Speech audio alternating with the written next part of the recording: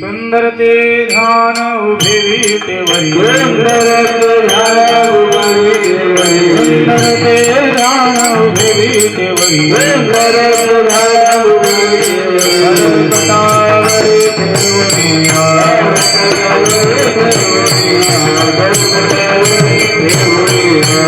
हार गळा कागदे तांबर हार गळा कागदे तांबर हार गळा कागदे तांबर हार गळा कागदे तांबर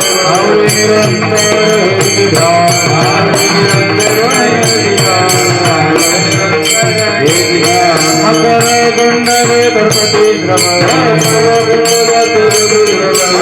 कुंडले दर्पती श्रवण मकर कुंडले दर्पती श्रवण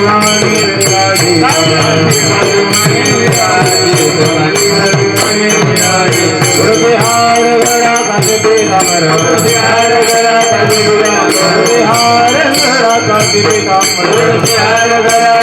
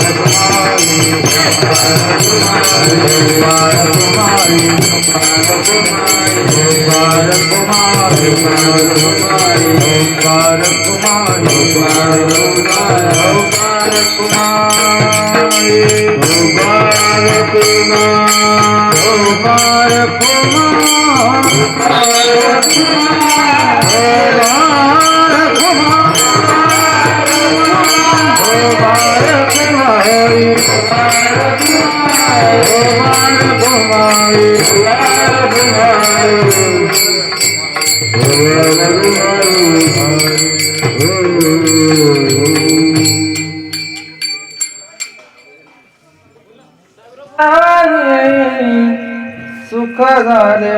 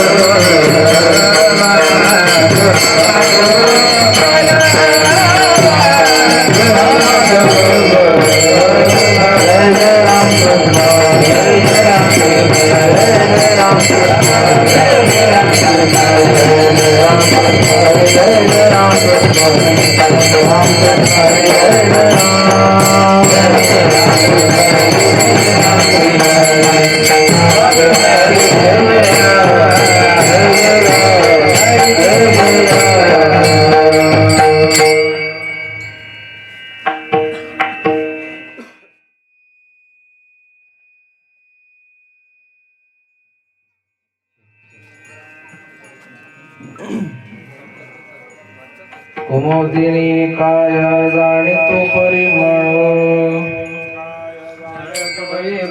कुमुदिनी काय जाणितो परिमळ रमण सकळ भोगित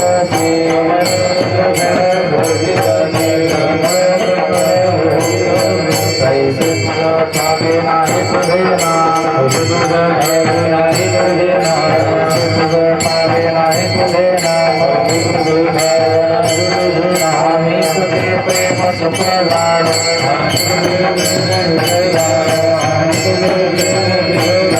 माझे गुणबा दुधाची भूती माझे गुणबा दुधाची ते बोळी याची नाही गोळी त्याची कामा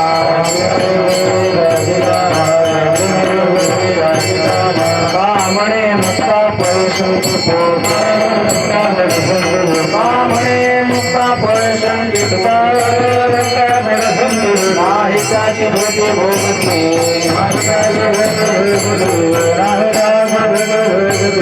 कैसे तुला ठावे नाही तुझे नाम ठावे नाही तुझे नाम आम्ही तुझे प्रेम सुख जाणू आम्ही तुझे प्रेम सुख जाणू आम्ही तुझे प्रेम सुख जाणू पार कुमारी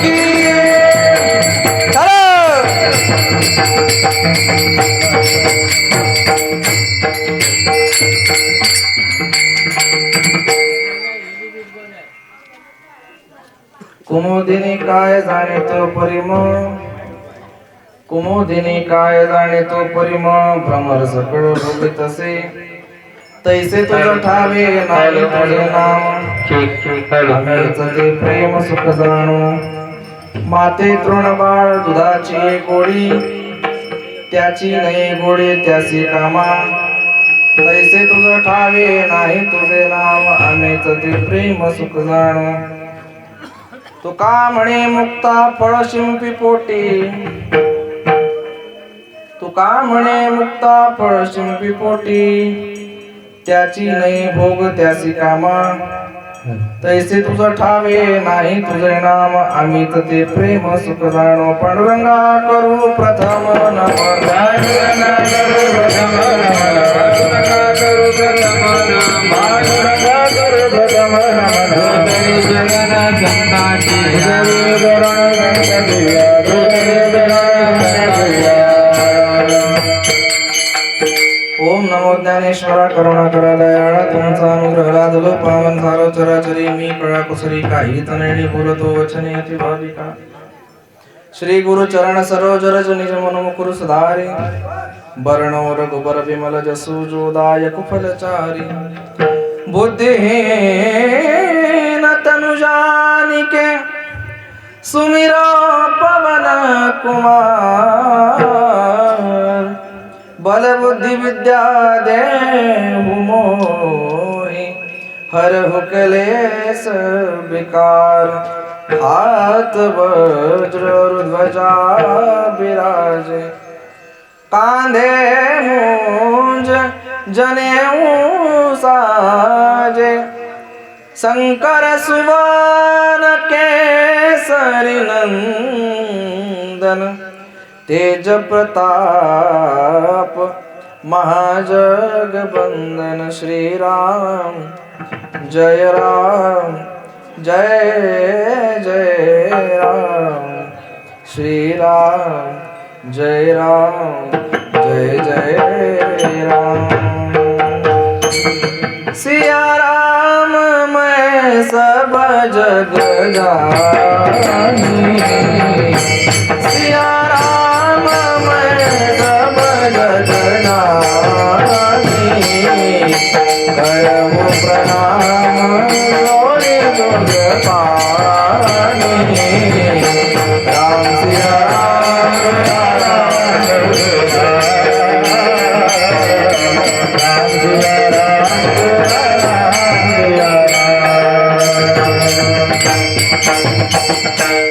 कुमुदिनी काय जाणे तो परिमळ, कुमुदिनी काय जाणे तो परिमळ, भ्रमर सकळ भोगितसे तैसे तुझ ठावे नाही तुझे नाम, आम्हीच ते प्रेम सुख जाणो. प्रस्तुत कीर्तन रूपी सेवेकरिता निवडलेला अभंग देहूचे सुप्रसिद्ध साधू जगद्गुरु जगतवंदनीय संत श्रेष्ठ तुकाराम महाराजांचा 4 चरणाचा भगवंताचा नामाचा महिमा हा भगवंतालाच कळत नाही याचं यथार्थ वर्णन करणारा अभंग आहे. विठ्ठल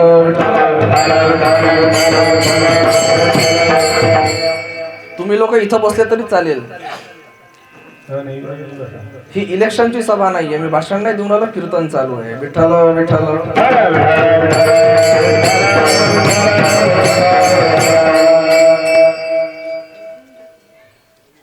अभंगावर बोलण्यापूर्वी थोडासा परिहार. सालाबाद प्रमाणे आपल्या येटनगोटी गावामध्ये चालू असलेला अखंड हरिनाम सप्ताह आणि ज्ञानेश्वरीचं पारायण पहा. हा जो पर्वकाळ आहे हा पर्वकाळ फार पवित्र आहे महाराज. कशामुळे पवित्र आहे? हा संतांचा, देवाचा आणि भक्ताचा या तिघांचा त्रिवेणी संगमाचा पर्वकाळ आहे. तुम्ही म्हणाल कसे, पटवून देतो.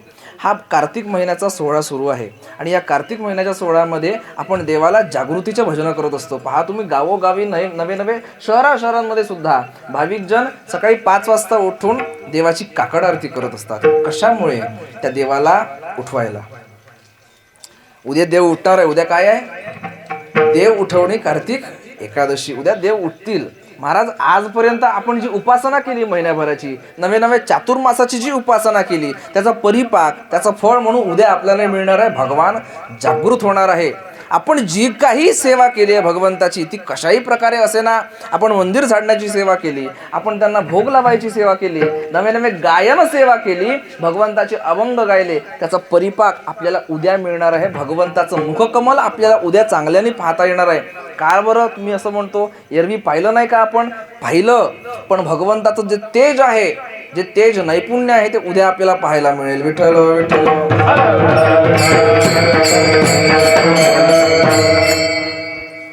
अतिशयोक्ती वाटेल पण सांगून जातो. झोपलेला माणूस कसा दिसत असतो? तुम्ही जागेन सगळे, मराठी कळते ना? आमच्या नागपूरला मेल्यावर पेटवतात, तुमच्याकडे जिवंत? हा, मग बोलत चला. झोपलेला माणूस कसा दिसत असते? म्हणजे ओशाळलेला चेहरा, सगळा थकावट पासून भरलेला चेहरा, सगळं त्याचा दिसत असतो. पण एखादा झोपेतून उठलेला माणूस कसा ताजा तवाना दिसत असतो, त्याचप्रमाणे आमच्या भगवंताचं मुखकमल असते.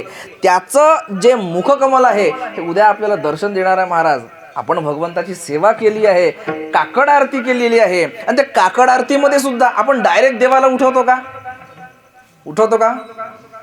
नाही ना. आपण काय म्हणतो आधी? उठा जागे वारे आता,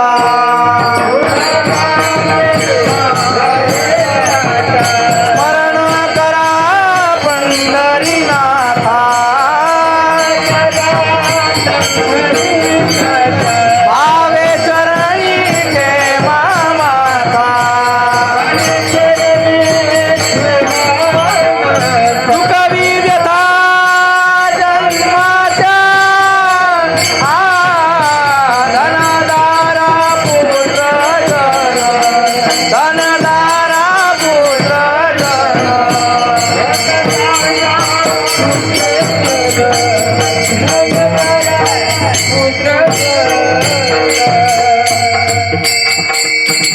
काकड आरती करत असताना आपण डायरेक्ट उठवत नाही देवाला. आधी आपण काय म्हणतो? उठा जागे वारे. कोणाला उपदेशू नाही हे आपण सगळ्यांना. आधी काय करा? तुम्ही जागे व्हा. का बरं? आपल्याला देवाला जागवायचं आहे ना. आणि नंतर म्हणतो, उठा पांडुरंगा प्रभात समयोपातला,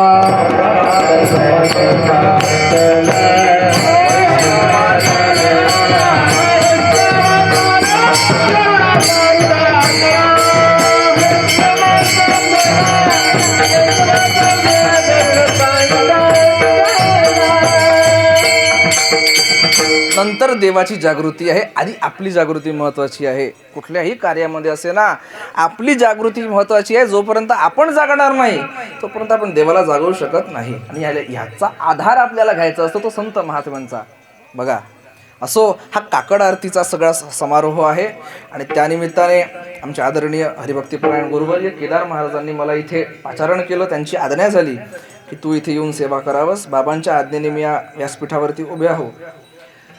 माझ्या समवेत आलेले आदरणीय आमचे दोन्हीही पितृतुल्य असणारे, सर्वप्रथम विश्व हिंदू परिषदेचे धर्मजागरण मंचाचे नागपूर प्रदेशाध्यक्ष आदरणीय माझे पितृतुल्य, ज्यांच्या अंग खांद्यावर मी खेळलो, असे आमचे सत्येंद्रजी गुप्ता इथे आलेले आहेत.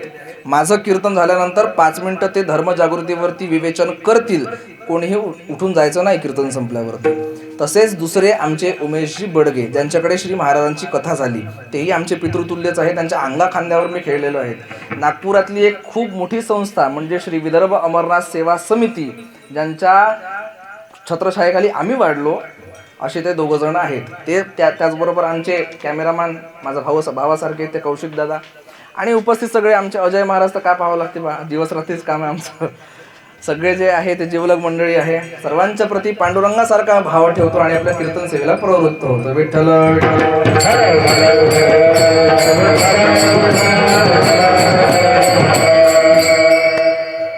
अभंग निवडलाय तुकाराम महाराजांचा, 4 चरणाचा आहे. आणि या अभंगामध्ये जगद्गुरु तुकाराम महाराज म्हणतात की देवाच्या नामाचा महिमा हा देवालाच कळत नाही. महाराज पहा, तुम्ही म्हणाल साहेब आहे आणि साहेबांना साहेबाच्या पदाचं काही कळत नाही का? अशक्य गोष्ट आहे. समजा कलेक्टर आहे, जिल्हाधिकारी आहे आणि जिल्हाधिकाऱ्याला जिल्हाधिकाऱ्याची कर्तव्य माहिती असतात, पण त्याला त्याच्या पदाचं किती मोठं काम आहे हे माहिती नसेल का? माहिती असेल. त्याचप्रमाणे मला एक शंका आपल्याला उपस्थित होईल की जगद्गुरू तुकाराम महाराज कसे म्हणतात की देवालाच देवाच्या नामाचा महिमा माहीत नसेल. मी आपल्याला पटवून देईन उदाहरणासह. देवाला देवाच्या नामाचा महिमा कळत नाही. नामी आहेत देव, देवाचं नाव आहे आणि देवालाच देवाच्या नामाचा महिमा कळत नाही. तुकाराम महाराजांनी या प्रत्येक चरणामध्ये आपल्याला उदाहरणासह ते जाणवून दिला आहे. कुमुदिनी काय जाणे तो परिमळ. कुमुदिनी याचा अर्थ होतो कमळ. काय होतो? कमळ. कमळ. आणि त्या कमळामध्ये जो मकरंद असतो, त्या मकरंद चाखायला भुंगा येत असतो महाराज, आणि त्याचीच गोडी हे कमळाला कळत नसते, असं तुकाराम महाराजांचं म्हणणं आहे. मी तुम्हाला 2 उदाहरण देतो, एक महाभारतातलं आणि एक रामायणातलं. कसं देवाला देवाचं नाव कळत नाही त्याच्याबद्दल ऐका, नीट लक्ष द्या. महाभारतामध्ये ज्या वेळेला युद्ध सुरू होतं महाराज, इकडे लक्ष द्या, रोडवरून कोणीही जाईल, प्रधानमंत्री जाय ना, तुम्ही तिकडे पाहायचं, तुम्ही फक्त माझ्याकडे पहा. भगवान परमात्मा ज्या वेळेला महाभारताचं युद्ध सुरू होतं त्यावेळेला भगवान परमात्मा सगळ्या जे पांडव होते त्यांना घेऊन गेले कोणाकडे? भीष्माचार्य महाराजांकडे. भीष्माचार्य सरपंजरी पडलेले आहेत, बाणाच्या शय्येवरती भीष्माचार्य झोपलेले आहेत, त्यांची अंतिम यात्रा सुरू झालेली आहे आणि भीष्माचार्य पडले होते. मनामध्ये फक्त एकच इच्छा होती की अंतिम समयाला भगवान श्रीकृष्णाचं दर्शन व्हावं, म्हणून त्यांनी प्राण राखून ठेवला होता, कारण इच्छा मृत्यू होती ना, इच्छा मृत्यू होती. ज्ञानेश्वरी एवढी सुंदर आहे उमेश काका, तुम्हाला सांगू काय, ज्ञानेश्वरीमध्ये माऊलींनी एवढं बहारदारीचं वर्णन केलेलं आहे की काय सांगू. एकाच ओवीमध्ये 2 जणांची नावं एकाच ओवीमध्ये चप्पल खणान बसवली एकाच ओवीमध्ये. हा भीष्म गंगा नंदनू, जो प्रताप तेजस्वी भानू, रिपू गज पंचाननू कर्णविरू. पहा बरं किती सुंदर बोलले माऊली. रिपू गज पंचाननू कर्णविरू, कर्णाचं नाव एक, आणि प्रताप तेजस्वी भानू दुसरं, भीष्म गंगा नंदनू, अशी 2 नावं माऊलीने एका ओवीत बसवले. भीष्म गंगा नंदनू आहे, त्याला प्रताप तेजस्वी भानू म्हटलेलं आहे. विचार करा, माऊलींनी किती सुंदर शब्द वापरले आहेत ज्ञानेश्वरीमध्ये. वाचायला पाहिजे, आपण वाचत नाही, चोकांतिका आहे आपली. माऊली म्हणतात हा तेजस्वी भानूच आहे. मग तेजस्वी भानू असल्या कारणाने यांनी अंगावरती बाण का झेलले त्याची मोठी सविस्तर कथा आहे, ते सांगत बसत नाही. देवाच्या नामाचा महिमा त्याला कसा कळत नाही हे सांगतोय मी. शरपंजरी भीष्माचार्य पडलेले आहे. शरपंजरी पडलेल्या भीष्माचार्यांकडे देव गेले, सगळे पांडव गेले आणि हात जोडून देव उभे आहे. देव म्हणतात भीष्माचार्य, आपण आपली अंतिम यात्रा इथून सुरू केलेली आहे, आपली इच्छा काय आहे मागा. कोण म्हणतंय? भगवान परमात्मा श्रीकृष्ण म्हणतात. भीष्माचार्य म्हणतात देवा, मी आज फार प्रसन्न आहे, फार म्हणजे फार प्रसन्न आहे. मी तर असं म्हणेन, मी आज प्रसन्न आहे म्हणून तुम्ही काहीतरी मला मागा. कोण म्हणतंय असं? शरपंजरी पडलेले भीष्माचार्य. आणि भीष्माचार्यांनी असं म्हटल्यानंतर देव म्हणतात तुम्ही द्याल का म्हणते मला. भीष्माचार्य म्हणतात नक्की देईल. हा भीष्म इथून उठेल, तुमचं काम करून येईल आणि तुम्हाला देईल म्हणते, पण तुम्ही मागा फक्त. देव म्हणतात मागतोच म्हणे, चला. कोण म्हणतंय? श्रीकृष्ण भगवान म्हणतात मागतो म्हणे तुम्हाला मी. आणि मागितलं देवाने, काय मागितलं? की तुम्ही माझ्याकडे काही मागावं, बस. कोणाला म्हटलं? भीष्माचार्यांना म्हटलं की तुम्ही माझ्याकडे काही मागावं, हे मी तुम्हाला मागतो. आता भीष्माचार्य अडकले. भीष्माचार्य म्हणे तू किती कपटी आहेस हे तुझ्या विधानावरून कळते म्हणे. म्हातारा झालास पण अजूनपर्यंत खोडखडपणा तुझा गेला नाही. ठीक आहे म्हणे देवा, जर तू मला शब्द जाण्यामध्ये फसवलंस तर मी तुला मागतो म्हणे. ऐक, माझा पंचम पुरुषार्थ सांगतो म्हणे. तुला म्हटलं होतं म्हणे की तू शपथ खाल्ली, म्हणजे भगवान कृष्णाने महाभारताच्या युद्धामध्ये हातामध्ये शस्त्र घेणार नाही अशी शपथ घेतली होती, पण भगवान परमात्माने हातामध्ये शस्त्र घेतलं होतं महाराज. हे भीष्माचार्यांनी पटवून दिलं. देव म्हणे कुठे शस्त्र घेतलं? काय बोलता तुम्ही? लवाड बोलू नकोस, खोटं बोलू नकोस, तुझी आधीची आदत आहे म्हणे खोटं बोलण्याची. तू हातामध्ये शस्त्र घेतलंस. कुठे घेतलंस? ज्या वेळेला खाली उतरला होता रथाच्या, त्यावेळेला तू हातामध्ये रथाचं चाक घेतलं होतं, आणि रथाचं चाक सुद्धा आयुध आहे. काय आहे? आयुध आहे ते. आणि त्याप्रमाणे तू हातामध्ये शस्त्र घेतलं, आपला पण मोडला. मला तेच रूप तुझं पाहायचं आहे आणि ते रूप पाहून मला माझे डोळे मिटायचे आहे.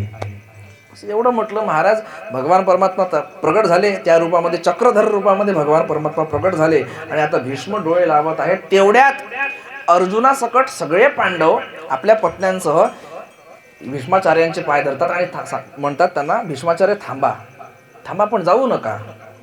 भीष्माचार्य म्हणतात, बोला काय झालं? आपण एवढी उपासना केली, जीवनामध्ये तप केलं, ज्ञान अर्जित केलं, आपण गंगानंदन आहात, आम्हाला काहीतरी उपाय सांगा. कशाचा उपाय? हा जो महाभारतामध्ये नरसंहार झालेला आहे, हे जे पाप आमच्याकडून घडलं आहे, याच्यातून उतराई होण्याचा काहीतरी उपाय सांगा. त्यावेळेला भीष्म पितामहा तिथे सांगतात आणि त्याला भीष्मस्तुती नावाचं एक सुंदर प्रकरण आहे भागवतामध्ये. बाबा सुंदर प्रकरण, बाबांना माहिती असेल, भीष्मस्तुती नावाचं इतकं सुंदर लिहिलं आहे भीष्मांनी. इतिमती रूपकल्पिता वितृष्णा भगवती सात्विक पुंगवे विभूम्नि स्वसुखमुपगते क्वचिद् विहर्तुं प्रकृतिमुपेयुषीयद्भव प्रवाह त्रिभुवनकमनं तमालवर्णं रविकरगौरवराम्बरं दधाने. इतकं सुंदर लिहिलंय महाराज. एवढी सुंदर स्तुती भीष्माचार्यांनी केलेली आहे, वाचायला पाहिजे आपण. भीष्माचार्यांनी पूर्ण स्तुती केली आणि पांडवांना सांगितलं, ही जी मी स्तुती केली आहे ना, त्या भगवान परमात्माच्या नामाने तुमचं पाप जाईल. अर्जुन विचार करायला लागला, काय म्हणाला तुम्ही? ह्याच्या नावाने पाप जाईल? यानं सगळं घोटाळा केला आणि याच्या नावाने पाप जाईल? अरे महाभारत घडलं तर कोणापायी घडलं? एका द्रौपदी पायी घडलं. कसं? ती हसली दुर्योधनावरती, बरोबर, आणि ती हसल्या कारणाने एवढं महाभारत झालं. महाराज हा घोटाळा करायला लावला कृष्णाने की तू याच्यासोबत युद्ध कर, हा तुझा वाईट चित्ते, त्या गुरुदेवावर बाण चालव, सगळं केलं यांनी आणि याच्या नावाने पाप जाईल म्हणता तुम्ही? हो, त्याच्या नावाने पाप जाईल. खरंच जाईल का? त्यालाच विचार. अर्जुन गेला महाराज कृष्णाकडे. कोणाकडे? देवाकडे. आणि देवाकडे गेल्यानंतर अर्जुन विचारतो, काय रे कृष्णा, बोल ना, तुझ्या नावाने पाप जाईल का? मलाच माहित नाही. कोण म्हणतंय? देव म्हणतंय. याचा अर्थ काय? देवालाच माहिती नाही महाराज की त्याच्या नावाने पाप जाईल का. याचा अर्थ होतो की त्याचा नावाचा महिमा त्याला कळत, तुझ्या नामाचा महिमा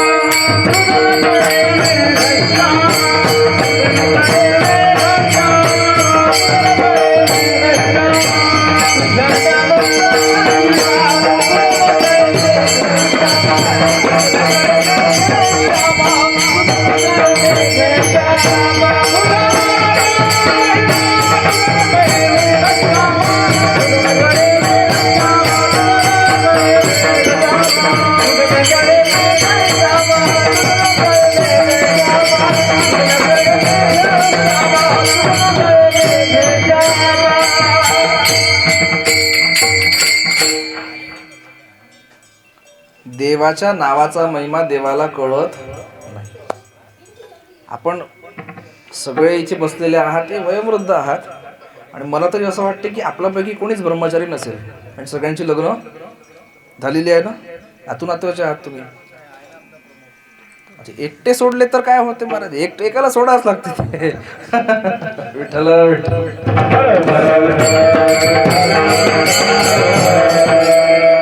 बाबा एक गोष्ट तरी मान्य करावं लागेल आपल्या सगळ्यांना, तुम्ही उभ्या आयुष्यामध्ये जन्मल्यापासून तर आतापर्यंत एक शब्द तो तुम्ही ऐकलाच असेल, तुम्हाला ना कळतच नाही. ऐकलं ना? प्रत्येकाने आपल्या पत्नीच्या मुखातून, आईच्या मुखातून, बहिणीच्या मुखातून हा शब्द ऐकला जाईल, तुला ना कळतच नाही. आता हे ज्याला कळत नाही तोही मान्य करून घेत नाही का त्याला काही कळत नाही म्हणून. असे बरेच लोक आहे की आपल्याला काही कळत नाही हे त्याला म्हटलं तर तो आपल्याला म्हणतो की मला कळत नाही. माझ्यासोबत घडलेली गोष्ट सांगतो. नाशिकला माझं कीर्तन होतं आणि माझा मित्र आता हल्ली मागच्या महिन्यामध्येच तो सरन्यायाधीश झाला तिथे, म्हणजे जजच्या पोझिशनला पोचला. जज न्यायाधीश माझ्यापेक्षा मोठा आहे. कीर्तनाच्या निमित्ताने त्याच्या गावाला गेलो. त्याने पत्रिकेत माझं नाव पाहिलं आणि पत्रिकेत नाव पाहून त्याने मला फोन केला की तुझं माझ्या गावाला कीर्तन आहे, तू माझ्या घरी यावंस. मी त्याच्या घरी गेलो. न्यायाधीश, आता न्यायाधीशाचं घर कोणाला विचारावं लागत नाही, फार मोठा बंगला होता. त्याच्या घराजवळ गेलो आणि घराजवळची बेल दाबली. बेल दाबल्याबरोबर एका स्त्रीने दार उघडलं. मी ओळखलं ही त्याची पत्नी असावी. तिनेही माझं आदरातिथ्य केलं. कदाचित त्याने सांगून ठेवलं असेल की महाराज येणार आहे बा. मी गेलो, आपलं धोतर बंगालीवरती गेलो आणि गेल्यानंतर तिने छान मला बसायला आसन दिलं. बसलो, मी सोफ्यावर बसलो, हातपाय धुतले, सगळं झालं. तिने माझ्यासाठी हॅलो विठ्ठल जाऊ दे ना. हॅलो बस. लोकांना ना ऐकू जायचं, इथं आपल्याला कीर्तन करायचं आहे फक्त. का सांगत होतो तुम्ही? हां, न्यायाधीशाची पत्नी. असं होते कधी कधी, ते काय लिंक लागलेली असते आणि एखादी तुटते ना. मग तर न्यायाधीशाची पत्नी, मला तिने बसायला वगैरे सगळं दिलं. मी हातपाय धुवून इथे बसलो आणि मी बसल्यानंतर बाहेरून गाडीचा आवाज आला. माझा मित्र आलेला होता, धावत धावत धावत धावत तो दरवाजात आला. तो बुटाची लेस सोडतच आहे आणि मला म्हणतो, तू आलास? मी म्हटलं हो आलो. तो बुटाची लेस सोडून राहिला, पायातले मोजे काढून राहिला. तेवढ्यात त्याची पत्नी बाहेरून आली, म्हणजे आतमधून आली आणि त्याला चौकटीवर हात ठेवून म्हणते, भाजी आणली का? म्हणते. कोण म्हणते? न्यायाधीशाची पत्नी. कोणाला? न्यायाधीशाला. भाजी आणली का? म्हणते. तो म्हणला, अगं विसरलोच, महाराज येणार होते म्हणून घाईघाईत आलो, आणलीच नाही म्हणे भाजी. तिने लगेच शिरा मारला, तुम्हाला ना काही कळतच नाही. घ्या. कोणाची पत्नी म्हणते? न्यायाधीशाची पत्नी. कोणाला म्हणते? न्यायाधीशाला. अरे तो आत्ताच एकाला जन्मठेप देऊन आला, एकाला फाशीची शिक्षा देऊन आला. न्यायाधीश, त्याला कळत नाही? बरं, त्याचा चेहरा एवढूच झाला महाराज. आता माझ्यासमोर महाराज म्हटल्याबरोबर त्याच्या पत्नीने त्याची पूर्ण इज्जत काढली. महाराज त्याला सरळ म्हटलं की तुम्हाला काही कळत नाही. मग तो त्याचा चेहरा लहानसा होणारच आहे. लहानसा चेहरा करून तो घरामध्ये आला आणि घरात आल्यानंतर हातपाय बितपाय धुतले, माझ्याजवळ येऊन बसला. त्याच्या पत्नीला छान वाफाळलेला चहा माझ्यासमोर आणला. आधी मी चहा पिला, नंतर त्याच्यासोबत बोललो, काय रे कसं आहे? सगळं बरं आहे, बरं आहे. ती पत्नी आतमध्ये गेल्यानंतर तो मला म्हणतो, काय रे? म्हणतो, मला खरंच कळत नाही का? आता किती मोठी पाळी आली माझ्यावरती. न्यायाधीशाच्या घरी न्याय करायची पाळी माझ्यावर आली. विचार करा. मी म्हटलं, मला त्या बाईच्या हातचं जेवायचं आहे, मी आत्ता काही बोलत. कीर्तन झाल्यावर आपण निवांत बोलू.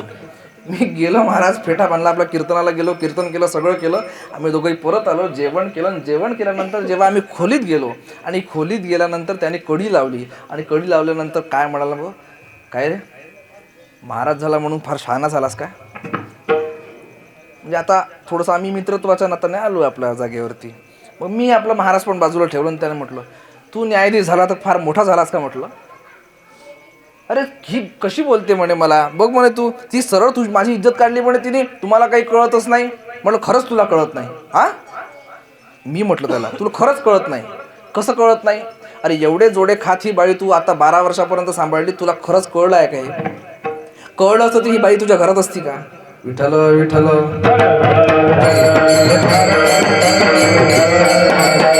प्रत्येकाच्या जीवनाचा अनुभव आहे महाराज. आपल्याला सरळ लोक बोलून जातात, आपल्याला काही कळत. देवाला तुकाराम महाराज म्हणतात की तुम्हाला तुमच्या नावाचा महिमा कळत. एका उदाहरणाने पटवलं. दुसरं उदाहरण सांगतो रामायणातलं. ज्या वेळेला सेतुबंधनाचं काम सुरू होतं, उमेश काका तुम्ही ह्या दृष्टांत ऐकलेला आहे सेतुबंधनाचा, मी तुमच्या घरी सांगितला होता. सेतुबंधनाचं काम ज्या वेळेला सुरू होतं, त्या सेतुबंधनाच्या कामाच्या वेळेला नळ निळाकडून हातात, म्हणजे त्यांच्या स्पर्शाने दगडं तरत होती समुद्रामध्ये. हातांना आशीर्वाद होता. तर समुद्रदेवाने सांगितलं होतं की नळ आणि नीळच्या स्पर्शाने हे दगड तुम्ही पाण्यात तरवा. हनुमंतरायांचं हे काम चालू होतं. अर्धा पूल झाला. पूल झाल्यानंतर संध्याकाळ झाली. संध्याकाळच्या वेळेला सगळ्यांनी श्रमपरिहार म्हणून आराम केला. बरं, नळ आणि नीळ विचार करत आहेत, आपल्या स्पर्शाने दगड तरतात. मला एक सांग की जर आपण ह्या रामचंद्राच्या टीम मध्ये नसतो तर यांनी काय दिवा लावला असता रे? अहंकार आला. कोणाला? नळ आणि निळाला. कशाचा? आपल्या शक्तीचा अहंकार आला की आम्हाला ही शक्ती आहे, ज्यामुळे ह्या रामचंद्रांचं काम होऊन राहिलं.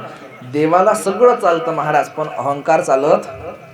तिळ मात्र जरी होय अभिमान, मेरू तो समान भार देवा. आपल्याला तीळ इतका अभिमान झाला तर देवाला मेरू पर्वत इतका भारताच्या डोक्यावर होत असतो. मग आपण विचार करा, आपल्याकडे तीळ इतका अभिमान आहे का तिळाच्या पोतेच्या पोते आहे ना अभिमान? प्रत्येकाला अहंकार आहे महाराज. आपल्या कलेचा असो, बुद्धीचा असो, सोन्याचा असो, चांदीचा असो, पैशाचा असो, अधिकाराचा असो, प्रत्येकाला आपल्या जागेवरती अहंकार आहे. त्यांना अहंकार आला, परिणाम झाला, एका माशाच्या धडकाने तो पूर्ण सेतू पाण्यात गेला. दुसऱ्या दिवशी सगळे माकडं, सगळे वानरं त्या जागेवरती येऊन पाहतात तो पूल गायब झालेला आहे. महाराज, पूल गेला कुठे? सगळ्यांनी नळ आणि निळच्या मागे धावा घेतला. ची ची ची ची आवाज करतं, एक कान ओढतंय, एक डोळ्यात बोट टाकते, एक शेपटी ओढते, एक तोंडात बोट टाकते. महाराज सगळे त्यांना मारायला लागले. मारायला लागता हनुमंतराय तिथे आले. जय श्रीराम म्हणून तिथे उडी घातली हनुमंतरायांनी. कुठे? त्यांच्यामध्ये. आणि अशा प्रकारे हनुमंतरायाने उडी घातल्याबरोबर हनुमंतराय विचारतात, काय झालं रे? त्यावेळेला वानर सांगतात, हनुमंतराय पूल गेला. हनुमंतराय म्हणतात, कुठे गेला? मग बुडाला. कसा बुडाला? मग त्यावेळेला विचार केला, आता हा तर पूल गेला, मग आता पूल बनवायचा कसा? त्यावेळेला हनुमंतराय उपाय सांगतात. आता आपण काय करायचं? इतर कोणत्या कंपनीचं सिमेंट वापरायचं? फक्त एक सिमेंट वापरायचं, राम नामाचं सिमेंट वापरून पूल तयार करायचा. एकावर लिहायचं रा, दुसऱ्यावर लिहायचं म, दोघांना जोडायचं. ह्या राम नामाच्या सेतूवरती आता आपण सेतूबंधन करायचं. महाराज हनुमंतरायांनी राम नाम लिहायला सुरुवात केली. त्या राम नामाच्या भरोश्यावरती ते दगड तरायला लागले. काम सुरू झालं. रामचंद्रांना ही गोष्ट माहिती पडली. प्रभूंना जेव्हा माहिती पडली ही गोष्ट की माझ्या नावाने दगड तरतायत, तर माझ्या हाताने तरणार नाही का? प्रभूंनी या उपाय करणं सुरू केलं. घेतले त्यांनी 3 दगड आणि घेतले दगड, तर हे दगड तिथं सर्वांसमोर टाकणार नव्हते, हे बाजूला गेले. ज्या जागेवरती कोणीच नव्हतं त्या जागेवरती प्रभूंनी दगड टाकायला सुरुवात केली. प्रभूंनी पहिला दगड टाकला, काय झालं? बुडला. दुसरा टाकला, काय झालं? तरला, बुडला. तिसरा टाकला, तोही बुडला. प्रभू इकडे तिकडे पाहतात, कोणीच नव्हतं. मागे पाहिलं तर हनुमंतराय खाली मान टाकून हसत उभे होते. आणि त्यावेळेला प्रभू म्हणतात, हनुमंतराया बोला प्रभू, कधी आलात? पहिल्या दगडाला. जेव्हा पहिला दगड बुडाला त्यावेळेलाच मी आलो. त्यावेळेला रामचंद्र प्रभू म्हणतात, हनुमंता बोला, तू माझा खरंच सेवक आहेस ना? हो म्हणे देवा. ही गोष्ट कोणाला सांगू नको. हनुमंतराय म्हणतो, देवा आपल्या पक्षाची कोणी बदनामी करत असतं का? कधीच नाही. तुम्ही चिंता काही करू नका, मी कोणाला सांगत नाही. हनुमंतरा माझ्या एका प्रश्नाचं उत्तर दे फक्त. काय प्रभू? अरे तुमच्या राम नाम लिहिल्याने ते दगड तरतात, माझ्या हातून टाकलेला दगड का तरत नाही? भगवान परमात्म्याला उत्तर देत असताना हनुमंतराय म्हणतात, देवा प्रश्नही तुम्हीच विचारता, उत्तरही तुम्हीच देता. तुमच्या शब्दात उत्तर देतो देवा. तुम्ही म्हणता की आम्ही राम नाम लिहितो, ते दगड तरतात. ते कोणाच्या भरोशावर? तुमच्या नावाच्या भरोशावर तरतात. पण देवा, ज्या दगडाला तुम्हीच टाकून दिलं तो कोणाच्या भरोशावर तरेल? विठ्ठल विठ्ठल.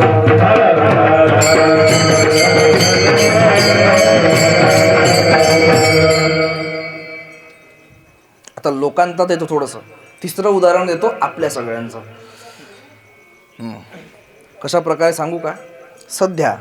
सध्याच्या परिस्थितीला अनुसरून मी कोणाचंही नाव घेत नाही.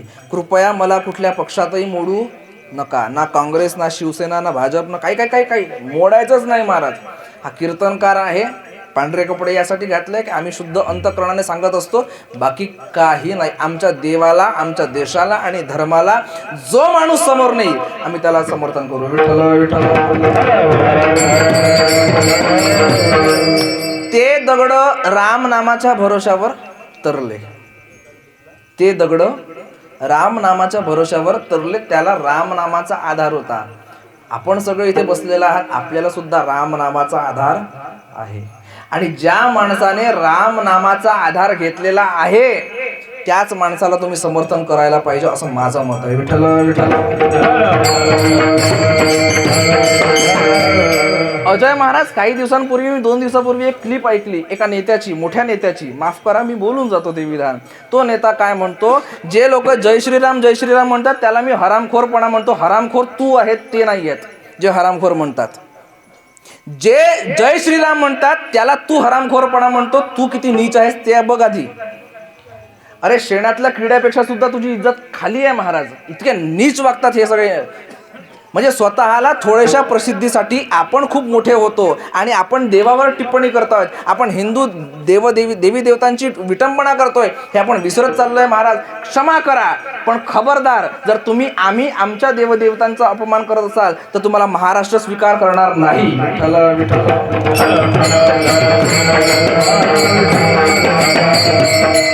या हिंदू धर्मामध्ये, या हिंदुस्थानामध्ये हिंदूंच्या देवतेचा जय जयकार करावाच लागेल. आमची देवता ही आमच्यासाठी पूजनीयच आहे महाराज. एक विधान आणखी करतो. आदरणीय बाळासाहेब ठाकरेंनी त्यावेळेस ते विधान केलं होतं. ते असे म्हणाले होते, आम्ही सर्व धर्म समभावामध्ये मानत नाही, पण आम्ही तुमच्या धर्माचाही आदर राखतो. तुम्ही आमच्या धर्माचा आदर राखा, बस, आम्हाला काही नको आहे. ते या हिंदुस्थानामध्ये हिंदूंची देवी देवता कधीही विटंबलेली नाही पाहिजे महाराज. आम्हाला कोणीही उठावं आणि सरळ रामप्रभूबद्दल बोलावं, कोणीही उठावं आणि आमच्या हनुमंतरायांबद्दल बोलावं, कोणीही उठावं आणि देवी देवतांचा अपमान करावा, हे कदापि सहन केला जाणार नाही. विठ्ठल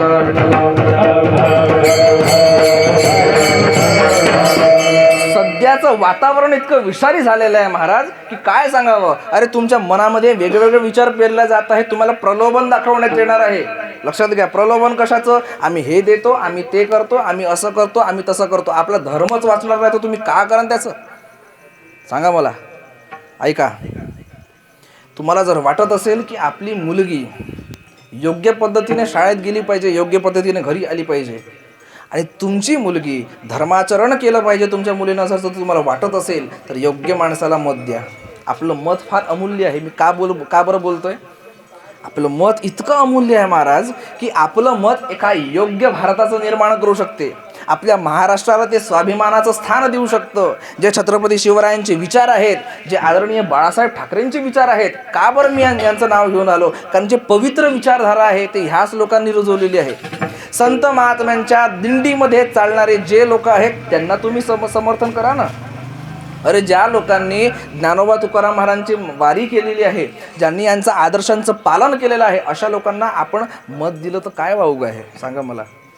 मी कोणाचाच प्रचार करत नाही, फक्त तुम्हाला एक सुचवतो आहे की आपल्याला जर वाढायचं असेल तर देव, देश आणि धर्म या तिघांना जो घेऊन चालेल त्याला मतदान करा. विठ्ठल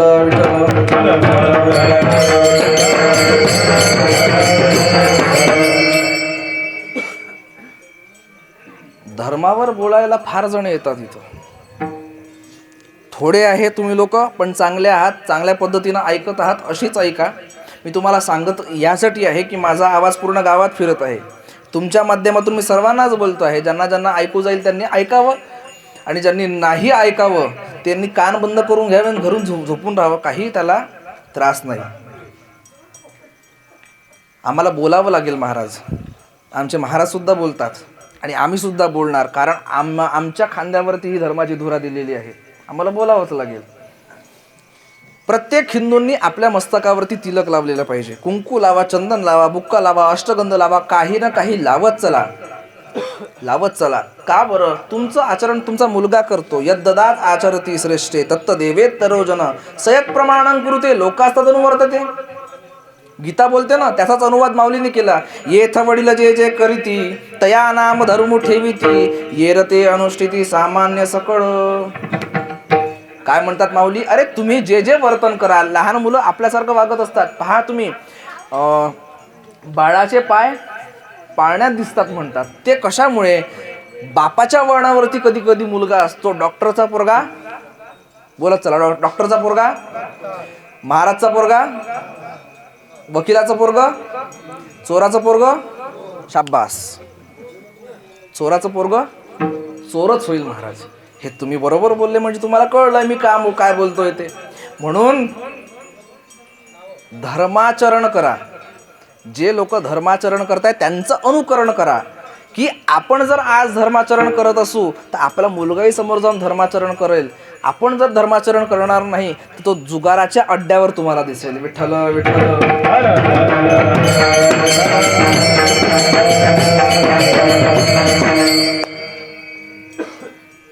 काही लोक सुशिक्षित असतात पण अडाण्यासारखे वागतात. आम्हाला सांगतात की आम्ही लोक जॉब करतो, मोठा पेमेंट आहे, 1.5 लाख पेमेंट आहे, 1.25 लाख पेमेंट आहे. आग लागो तुझ्या पेमेंटला, आपल्याला काही घेणं नाही. जर तो आपल्या कपाळावरती बुक्का लावत असेल, चंदन लावत असेल, कुंकू लावत असेल, हिंदू असून तुम्ही हिंदूंची विटंबना करतात, तुम्ही हिजड्यापेक्षा बेकार आहेत. विठ्ठल विठ्ठल.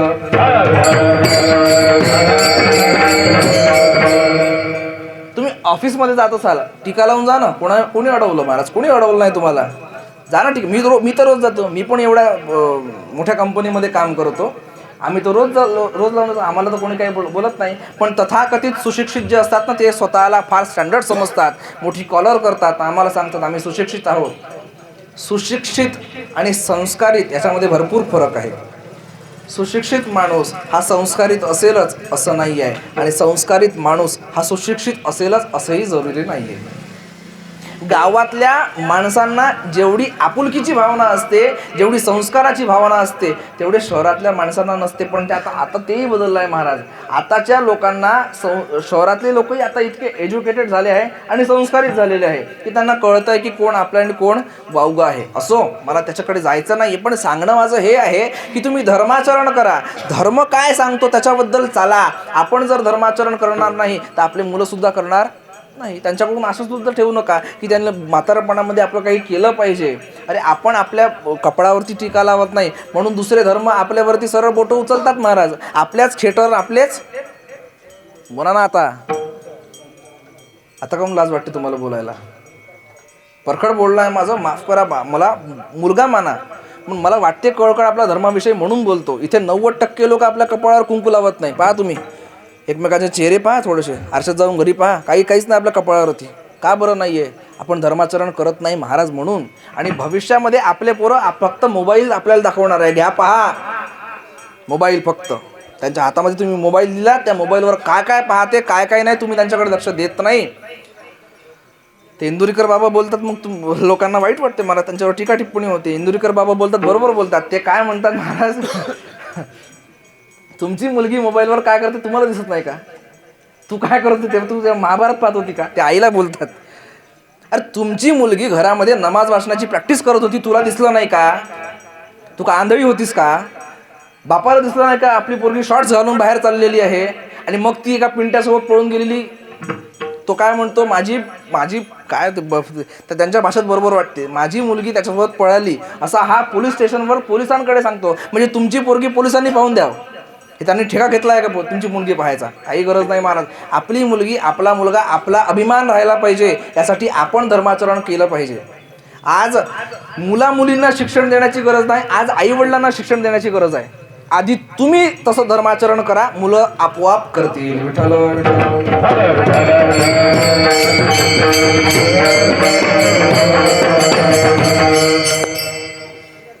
असो, भगवान परमात्मा म्हणतात की माझं नाव इतकं श्रेष्ठ आहे मलाच माहिती नाही. तुम्ही प्रमाण देऊन गेले, तुझ्या नामाचा महिमा तुझं नकळे मेघश्यामा. सरळ सरळ प्रमाण आहे महाराज. हे भगवान परमात्म्यालाच त्याचं नाव एवढं श्रेष्ठ आहे कळत नाही. त्याचं उदाहरण देतात तुकाराम महाराज अभंगाच्या पहिल्या चरणात.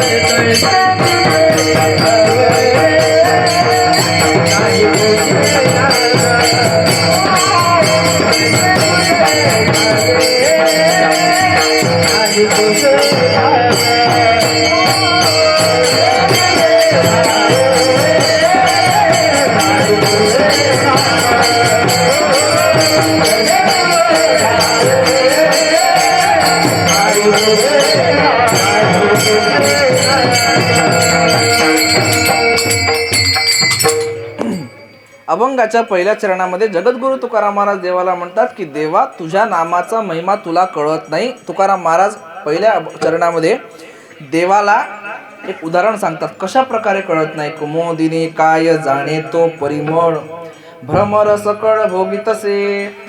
फूल आहे, कमळाचं फूल आहे. कशाचं फूल आहे? कशाचं? कशाचं? कमळाचं फूल. त्या कमळाच्या फुलामध्ये मकरंद असतो महाराज. काय असतो? आणि त्या मकरंदाची चव हे त्या कमळाला कळत नाही, एखाद्या दूरवरून येणारा मकरंद चाकणाऱ्या त्या भुंग्याला कळत असते. तद्वत तुझं नाव त्या मकरंदाप्रमाणे आहे आणि तू त्या कमळाप्रमाणे आहे. ज्याप्रमाणे त्या कमळाला मकरंदाचा आस्वाद घेता येत नाही, देवा तुझ्या नावाचा आस्वाद तुला घेता येत नाही.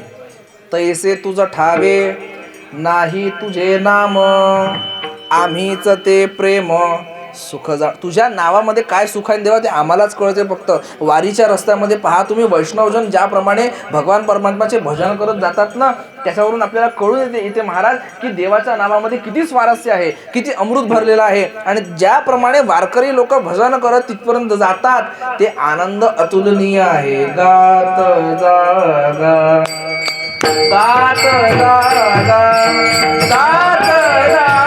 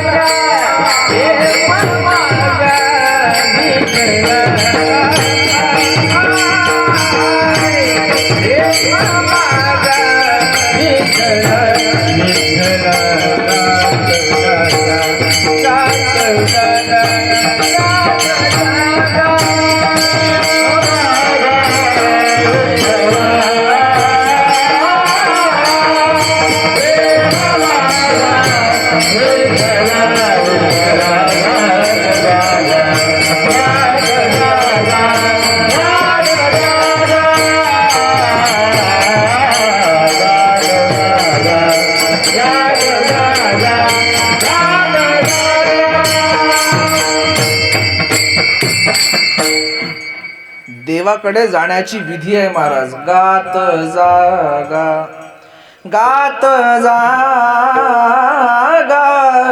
गात जागा प्रेम मागा विठ्ठला. देवाला आपल्याला प्रेम मागायचं, इतर काहीच मागायचं नसते. महाराज कालच्या कीर्तनामध्ये एक फार सुंदर असं वाक्य मला मिळालं. लोक भ्रमित झालेले आहेत, त्यांना उपासना आणि भक्ती त्यांनी एकत्र केलेलं आहे. पहा, उपासना वेगळी आणि भक्ती वेगळी. विठ्ठल विठ्ठल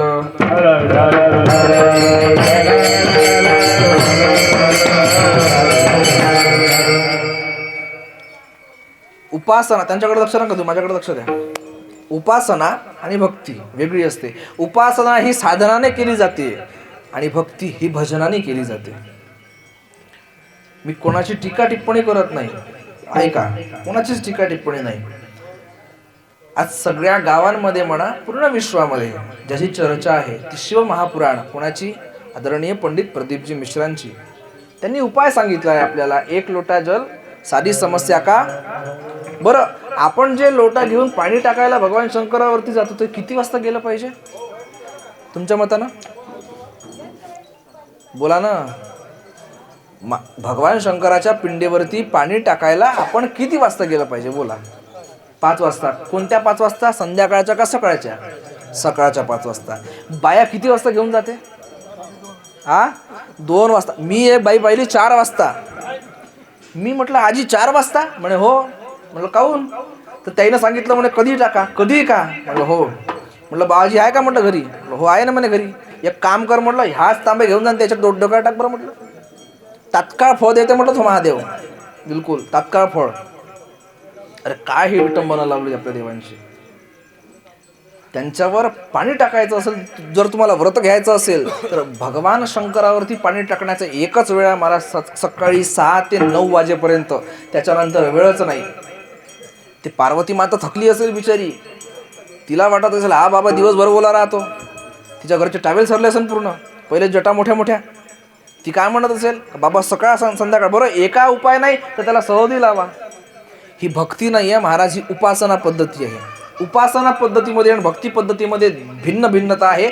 उपासना पद्धती ही काम्य कर्मासाठी केली जाते, ही आपलं कार्य साधनासाठी, कार्य साध्य करण्यासाठी केली जाते. आणि भक्ती ही स्वतःच्या सुखाकरिता केली जाते, इतरत्रासाठी नाही. विठ्ठल विठ्ठल.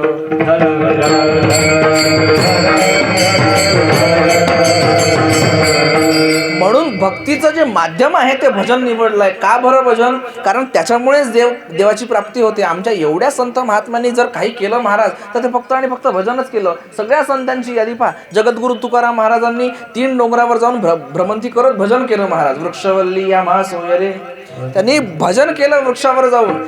ज्ञानेश्वर महाराजांनी भजन केलं, मुक्ताबाईंनी भजन केलं, आमच्या जनाबाईंनी भजन केलं. कशावरती? जात्यावरती. तुम्ही पहा बरं, ही पहाटेची वेळ असते, काहीच तिच्याकडे साधनं नाही. आपल्याकडे तरी साधन आहे महाराज. इथे मृदंग आहे, हा छान माईक आहे, इथे वीणा आहे, टाळा आहे. या सगळ्यांच्या साथीने आपण काय करतोय? भजन करतोय. पण त्या काळी आपल्या जनाबाई महाराजांकडे काही साधन नव्हतं. एक फक्त आणि फक्त जातं होतं. काय होतं? काय होतं? जातं. जातं जातं जातं कळते ना? हां, त्या जात्यावरती मुक्ताबाईने भजन केलं. किती सुंदर भजन केलं. सुंदर माझे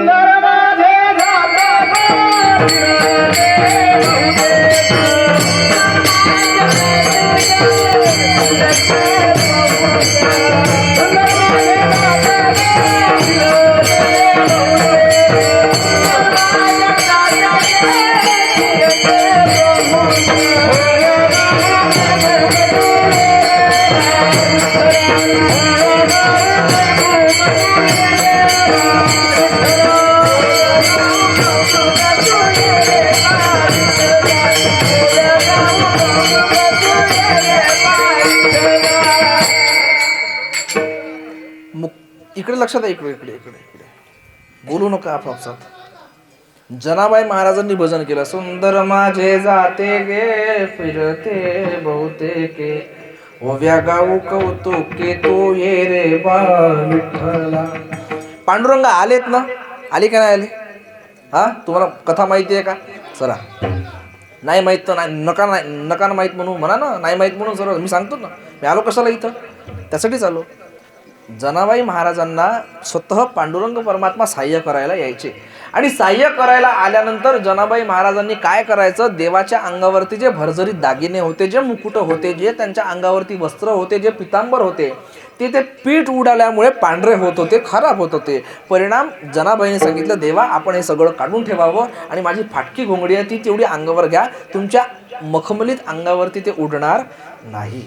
देवानी ते अंगावर घेतलं. महाराज सगळे दागिने काढले, जनाबाईच्या घरी ठेवून दिले. परत त्यांचं झालं सुरू.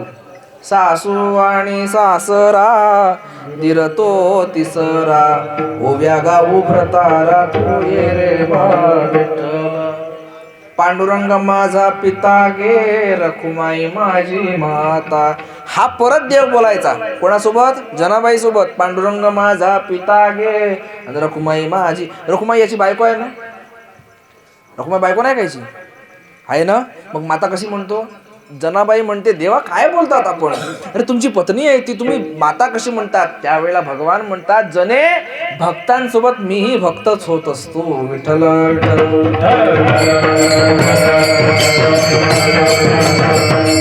इतर साधनं नाहीये महाराज जनाबाईकडे. पण जनाबाईने कारण शोधले नाही की माझ्याकडे साधन नाही ना, मी भजन करत नाही ना, असं नाही तसं नाही. आलं हातामध्ये त्या साधनाचा उपयोग जनाबाईने योग्य पद्धतीने केला. परिणाम पंढरीचा पांडुरंग विटे सोडून तिच्यासोबत भजन करायला आला. हे आपल्यासोबत येऊ शकतो महाराज. पण आपल्याकडे तसा भाव नाहीये ना. आपण देवाला आपलंसं मानतच नाही. ज्या दिवशी देवाला आपण आपलंसं मानू, त्या दिवशी देवघर सोडून तुमच्यासोबत जेवायला येईल. एक कथा सांगतो. कथा नाही आहे तर दृष्टांतच म्हणून घ्या. घडलेली घटना सांगतो. वृंदावनामध्ये एक आजी राहायच्या आणि त्या आजी भगवान कृष्णाला दूध पाजायच्या महाराज. आजीची गोष्ट करतोय. त्या भगवान परमात्माला दूध पाजायच्या.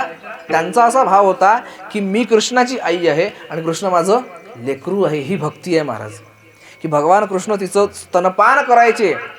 मूर्ती भगवान कृष्णाची पितळीची मूर्ती, आपण त्याला पितळीची मूर्ती, मातीची मूर्ती, दगडाची मूर्ती आपण मूर्ती म्हणतो, पण त्याला कधीच कृष्ण म्हणून हाक मारली नाही ना. ती आजी त्याला बाळ, आपण ज्याप्रमाणे आपल्या पोराला म्हणतो तशी त्यांना खेळवायची महाराज. आणि कृष्ण खरंच तिचं स्तनपान करायला यायचे. भाव नाही आहे आपल्यामध्ये म्हणून भगवान परमात्मा प्रगट होत नाही. एक भक्त असाच होता महाराज, ज्याने ठाकूरजीची 12 वर्षापर्यंत सेवा केली. 12 वर्षापर्यंत सेवा केल्यानंतर सुद्धा असा नियम आहे ना की एखादं साधन, एखादा देव, एखादा ग्रंथ, एखादा मंत्र किंवा एखादी साधना जर तुम्ही 12 वर्षापर्यंत केली तर त्याचं एक तप पूर्ण होतं आणि ते सिद्ध होत असते, तुम्हाला तात्काळ फळ देते. किंवा तुम्ही त्या देवाची योग्य पद्धतीने सेवा केली तर भगवान परमात्मा साक्षात प्रगट होऊन तुम्हाला त्या सेवेचा परिपाक फळ म्हणून तुम्हाला देत असतो. त्या साधकाने योग्य पद्धतीने देवाची सेवा केली. 12 वर्षापर्यंत भगवान परमात्माची सेवा झाली आणि सेवा झाल्यानंतर 12व्या वर्षानंतर 1 दिवस गेला, 2 दिवस गेले, 3 दिवस गेले, देव काही प्रगट झाले नाही. याचा विश्वास संपला. त्याने म्हटलं की देवा तू खरा नाही आहेस, हे सगळं खोटं आहे की 12 वर्षापर्यंत तू प्रगट होत नाही, तू काही झाला नाही प्रगट, तू खोटा आहेस. म्हणून त्याने उचलला महाराज कृष्ण, दिला सज्जावर ठेवून. कुठं? सज्जावर ठेवून दिला. आता काय केलं त्याने? भगवान शंकराची उपासना करणं सुरू केलं. त्या दिवशीपासून त्यांनी घेतली अगरबत्ती ओवाळली शंकरावरून आणि लावली खाली. त्याचा धुवा गेला कृष्णावरती आणि त्याला दिसलं हा धुवा तर भगवान कृष्णाकडे चालला. म्हणजे हा धुवा कोण घेऊन आला? कृष्ण घेऊन आला. अरे तू धुवा घ्यायला लागला म्हणे. तात्काळ भगवान कृष्ण प्रकट झाले. तुझा भाव जागृत झाला म्हणे. काय जागृत झाला? की मी श्वास सुद्धा घेतो. म्हणजे तुला असं वाटलं की मी श्वास घेतो. भगवान परमात्मा प्रगट का बरं झाले? त्याच्या मनामध्ये 5 मिनिटाकरिता का होईना भाव जागृत झाला की तो श्वास घेतो. विठ्ठल विठ्ठल.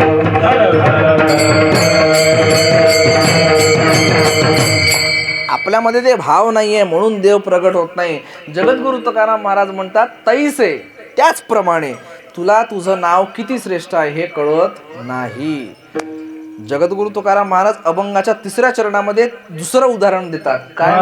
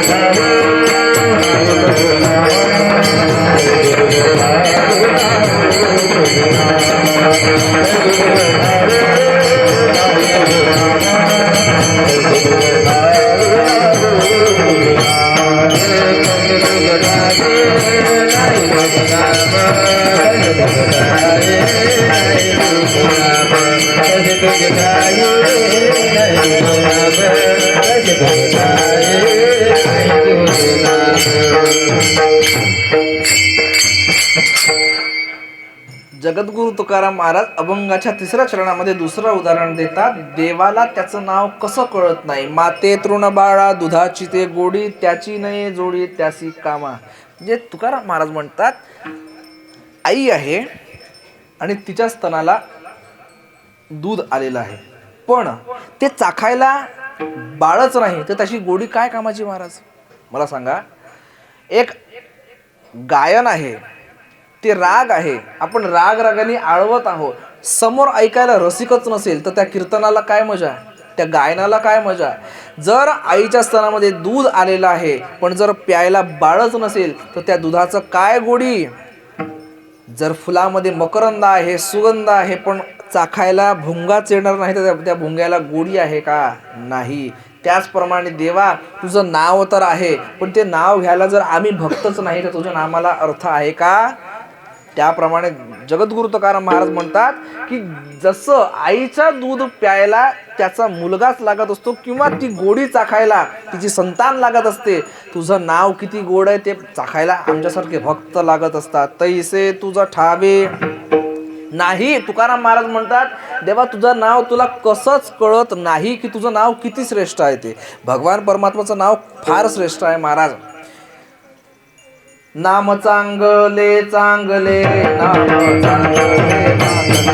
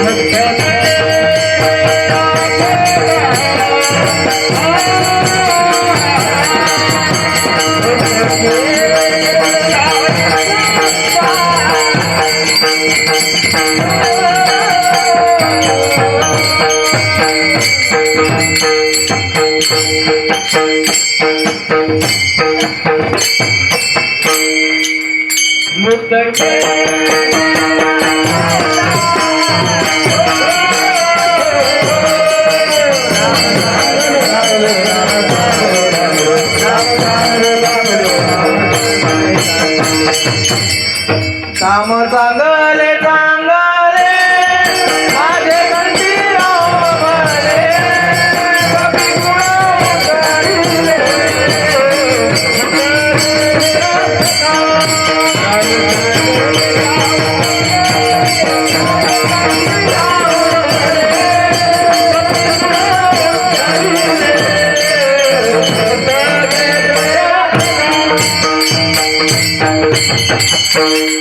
नाम चांगले चांगले माझे कंठीराव भले कपिकुळ उद्धरिले मुक्त केले राक्षसा. मला सांगा, हनुमंतरायाने जी भक्ती केली ती भक्ती कोणाच्या नावावर केली? ती एका नावावर केली, श्रीराम. सुरुवातीलाच बोलून गेलो मी.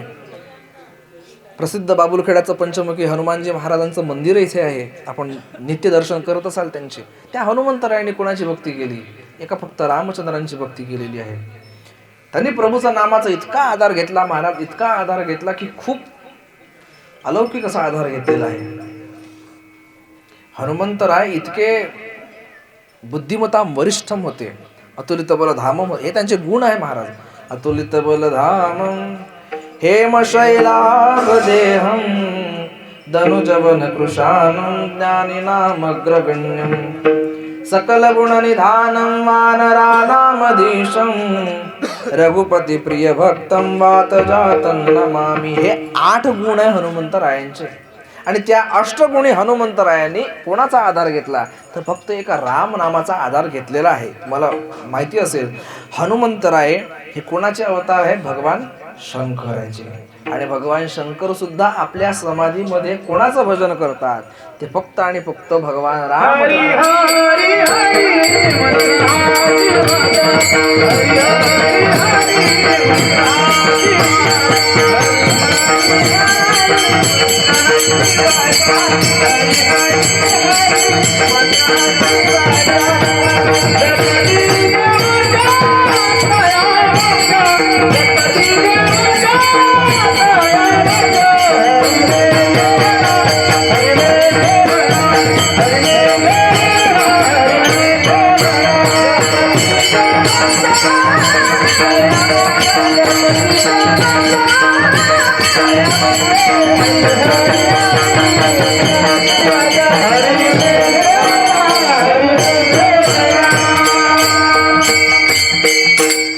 हरी हरी हरी मंत्र हा शिवाचा म्हणती जेवाचा तया मोक्ष. जे हरी हरी हरी हरी म्हणती त्यांना मोक्षाची प्राप्ती आहे महाराज. नवे नवे भगवान शंकर आपल्या समाधीमध्ये सुद्धा भगवान रामचंद्रांचं भजन करी महादेव, भजन करी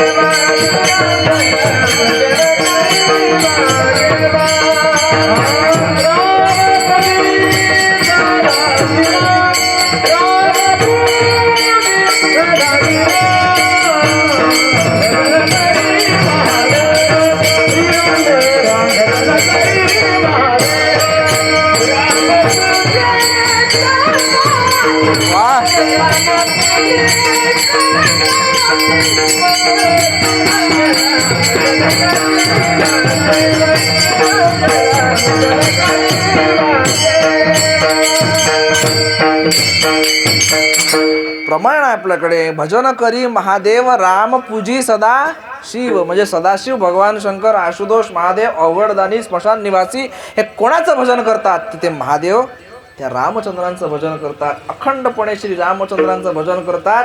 आणि त्यांना अशी इच्छा झाली की मला भगवान परमात्माचं सानिध्य लाभावं, त्या रामचंद्रांचं निकटवर्तीय सानिध्य लाभावं, त्यांची चरण सेवा लाभावी, म्हणून ते रुद्र, ते महारुद्र हे अंजनीच्या पोटी जन्माला आले हनुमंतरायांच्या रूपाने. अंजनीच्या तपासाठी महारुद्र आले पोटी. हनुमंतरायांचा अवतार हा साक्षात भगवान शंकराचा अवतार, ते रामनाम घेण्यासाठीच आहे महाराज. रामनाम किती श्रेष्ठ आहे त्याचा विचार आपण काकड आरतीमध्ये करतच असतो. आता पहा, तुम्ही नेहमी म्हणताच ना काकड आरतीमध्ये, राम राम स्मराधी,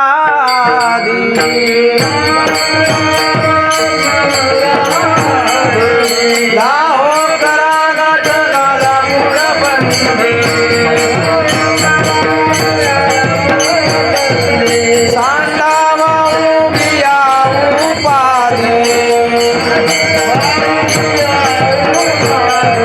लक्ष लावो निरावो विंदिगा, राम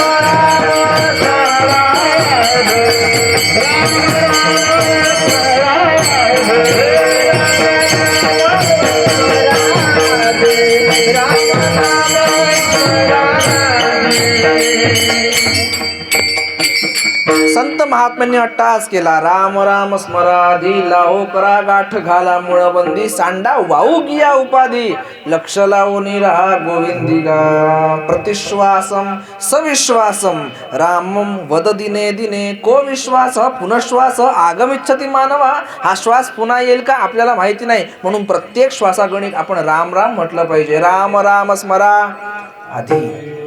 तुम्हाला यादी सांगू का की आधी म्हणजे कधी? तुम्ही म्हणाल ना आधी म्हणजे कधी बा? सकाळी उठल्यानंतर डोळे उघडण्याच्या आधी राम राम स्मरा म्हणत चला. राम राम स्मरा. डोळे उघडल्यानंतर त्या बिस्तऱ्यावरून उठण्याच्या आधी राम राम स्मरा. उठल्यानंतर पाय जमिनीवर टेकवण्याच्या राम राम स्मरा. जमिनीवर पाय टेकवल्यानंतर उभं राहण्याच्या आधी राम राम स्मरा. उठल्यानंतर चालण्याच्या आधी राम राम स्मरा. आंघोळीला गेल्यानंतर राम राम स्मरा. आंघोळ झाल्यानंतर राम राम स्मरा. पत्नीने काही करून खाऊ घातले जे आपल्याला दिलं असेल ते खाण्याच्या आधी राम राम स्मरा. धोतर घालायचं राहिला महाराज, म्हणजे बाथरूममधून निघाल्यावर सरळ खातो का आपण? धोतर घालतो ना, मध्ये मध्ये धोतर घालत चला ना, मला आठवण सांगा ना. आंघोळ झाल्यानंतर धोतर घालायच्या आधी राम राम स्मरा. काही करून दिलं असेल ते खायच्या आधी राम राम स्मरा. खाऊन झाल्यानंतर राम राम स्मरा. उठण्याच्या आधी राम राम स्मरा. ऑफिसला जाण्याच्या आधी राम राम स्मरा. गेल्यानंतर तिथे बसण्याच्या आधी राम राम स्मरा. आपलं काम सुरू करण्याच्या आधी राम राम स्मरा. काम पूर्ण झाल्यानंतर घरी जाण्याच्या आधी राम राम स्मरा. घरी गेल्यानंतर पायातले चपला जोडे काढण्याच्या आधी राम राम स्मरा.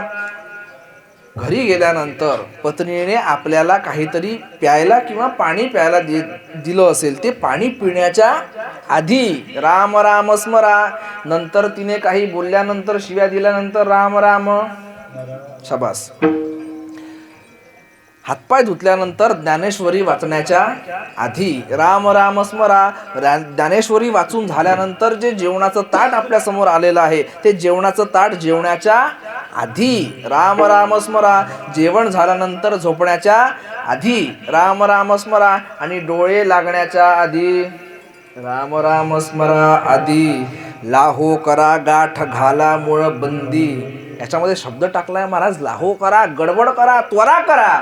तुम्ही जर आता देवाचं नाव घेणार नाही महाराज तर अंतकाळामध्ये भगवान परमात्मा तुमचा साथी होणार नाही. हे नाव आहे महाराज, नाव. पहा, नावाचे दोन अर्थ निघतात. आपण नाम, एक आपलं नाम, आणि नाव म्हणजे जी भवसागरातून आपल्याला जी नाव पार करते ती नाव. ह्या नावेचा आधार भगवान परमात्माला सुद्धा घ्यावा लागला महाराज. केवटाकडून भगवान परमात्मा त्या नावेमध्ये बसण्याकरिता विनंती करतात. कुणाला? केवटाला, भक्ताला विनंती करतात. कोण? जगदाधीश परमात्मा विनंती करतो की तुझ्या नावेचा आधार आम्हाला दे बाबा. कभी कभी भगवान को भी बस. कभी कभी भगवान को भी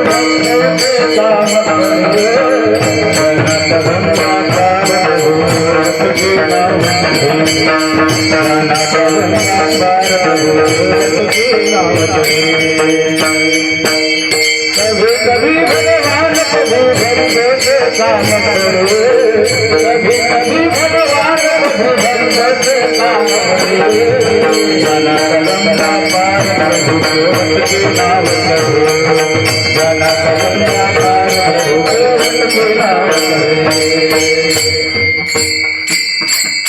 जाना था गंगा पार प्रभू केवट की नाव चढे. भक्ताचा आधार भगवान परमात्माला घ्यावाच लागतो महाराज. कारण भक्त इतके श्रेष्ठ आहे. मला सांगा, फक्त देवच राहिला असतं त्याची भक्ती करणारे आपण भक्त राहिलच नसतो, देवाला खरंच किंमत असती का? नाही. म्हणून देव भक्ताला किंमत देतो. भगवान परमात्मा हा भक्ताच्या अधीन आहे महाराज. अहम भक्त पराधीन. हा भगवान परमात्मा सांगतात मी भक्ताच्या अधीन आहे. या भक्तांनी मला काबीज केलेला आहे, यांच्या अधीन मी असतो. हे जे म्हणतील ते मी करायला तयार असतो. न सांगता करी सर्व काम. आम्ही यांच्या घरी काम करतो. एकनाथ महाराजांच्या घरी देवाने किती वर्ष काम केलं?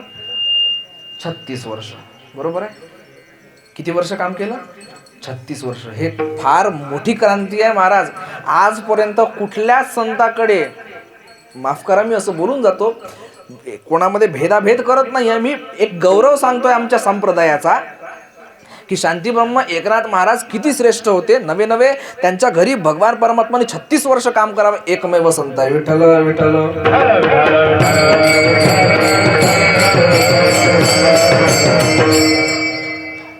भगवान परमात्मा त्यांच्या अधीन होते महाराज. किती त्यांच्या घरी काम केलं. श्रीखंडाच्या रूपाने का होईना पाणी भरलं देवाने एकनाथ महाराजांच्या घरी.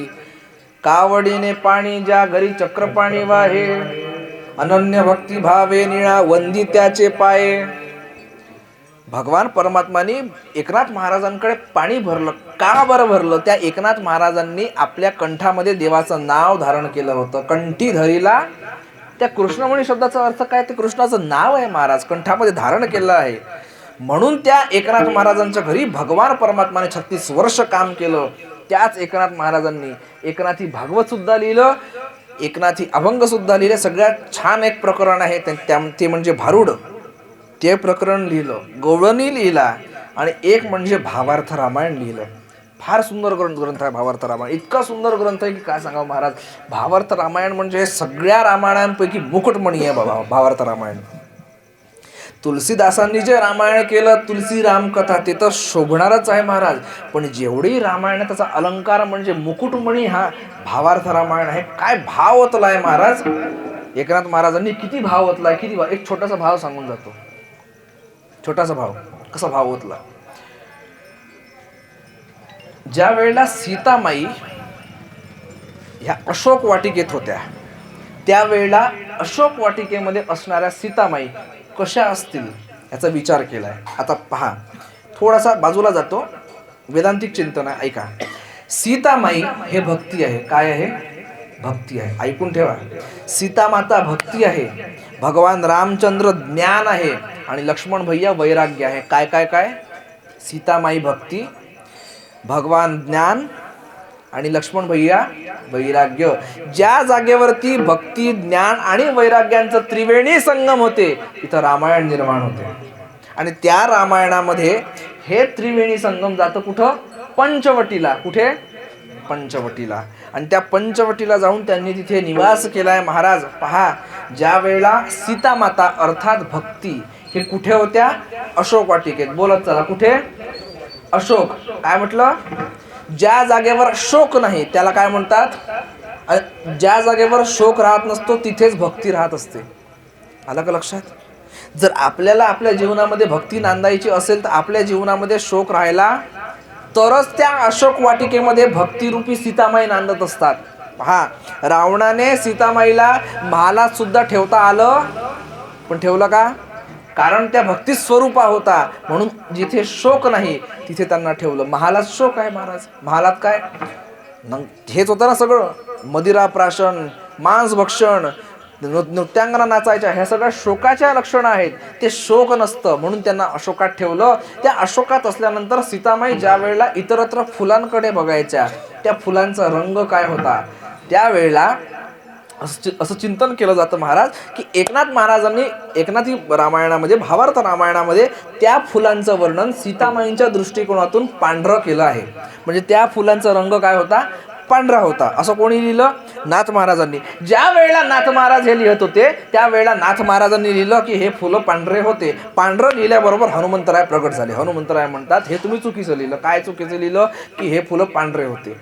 मग काय होते, हनुमंतराय म्हणतात ते फुलं पांढरे नव्हते, ते फुलं लाल होते.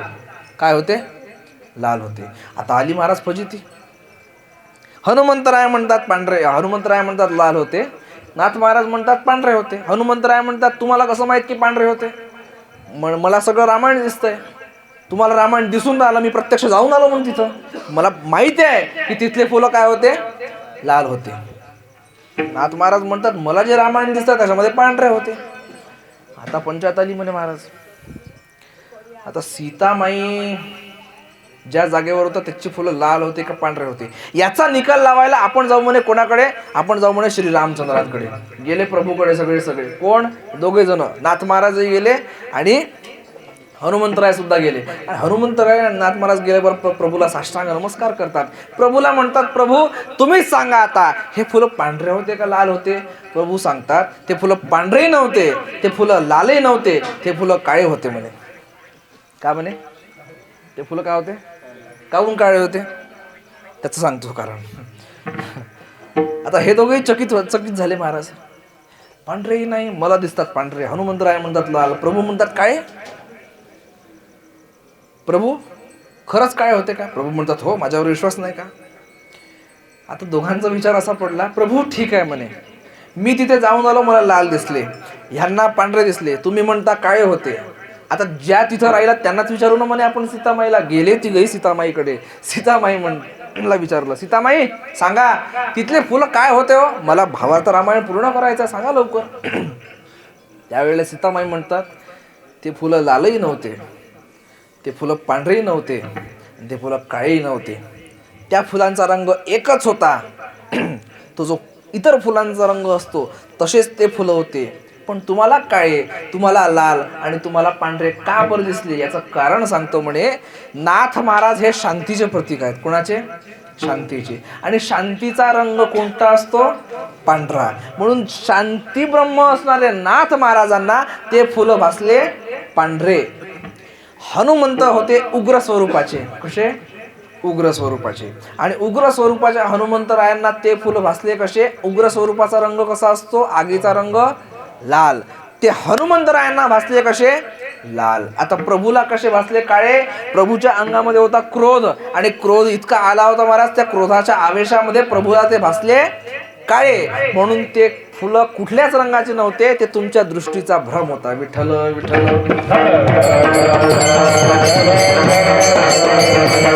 इतकं बहारदारीने वर्णन केलंय नाथ महाराजांनी ते भावार्थ रामायणामध्ये की खूप सुंदर. महाराज माता सीतेने अलंकार कशा पद्धतीने परिधान केले होते त्याचंही वर्णन केलेलं आहे. भगवान परमात्माचं कनक भवन हे कसं होतं, त्याला चौकटी किती होत्या, त्या चौकट्यामध्ये देव किती लावलेले होते, तिथे त्या रंगमहालाचं वर्णन इतकं बहारदारीने वर्णन केलं महाराज की सांगावं असं म्हणजे वाटतं खूप फार, पण घड्याळ थांबत नाही म्हणून ते संकुचित वेळेमध्ये सांगावं लागतं. असो, राम म्हणा, राम म्हणा. मेल्यावर राम म्हणायच्या अगोदर आता राम म्हणा. मेल्यावर सगळेच राम म्हणतात. पाहिलं ना तुम्ही, आपण ते अंत्ययात्रा घेऊन जातो महाराज, आणि अंत्ययात्रा न्यायच्या वेळेला आपण सगळे काय म्हणतो, हा राम नाम. हे केव्हा, मेल्यावर. तो मुर्दा उठून उभा राहणार आहे का, अरे ज्याच्यासाठी एवढं चाललं तो काही म्हणते का, तुम्हाला समजलं नाही का. बरं आपण ज्याच्यासाठी म्हणतो राम नाम, कोणासाठी, त्याच्यासाठी का, तो तर गेला ना. मग कोणासाठी सत्य आहे, आपल्यासाठी सत्य आहे. आता तरी जागे व्हा, आता तरी राम म्हणा. पण आपण म्हणतो का महाराज, आपण राम म्हणतच नाही, आपण देवाचं नाव घेतच नाही. अरे घ्या रे संत महात्मे ओरडू सांगायला लागले की तुम्ही देवाचं नाव घ्या, देवाचं नाव घ्या, देवाचं नाव घ्या. आपण देवाचं नाव घेत संसारात इतके रमलो महाराज, आपण सगळ्या गोष्टी तितके रमलो, आपण देवाचं नाव घेणंच विसरलो, त्याला विसरून गेलो महाराज. आपण भगवान परमात्माला विसरू नका. तुकाराम महाराज म्हणतात की हा भगवान परमात्मा आपल्यावर कृपा करण्याकरता तिथे उभा आहे, त्याचं नाव घ्या. इतका कृपाळू आहे, फक्त त्याचं नाव घ्या, तो तुमच्याकडे धावून आल्याशिवाय राहणार नाही. विठ्ठल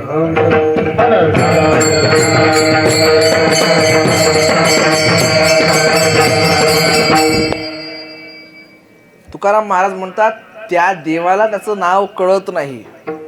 उदाहरण दिलं तुकाराम महाराजांनी. पहिलं दिलं कुमोदिनी म्हणजे कमळाचं, दुसरं दिलं मातेचं, आणि तिसरं उदाहरण देतात तुकाराम महाराज अभंगाच्या शेवटच्या चरणामध्ये.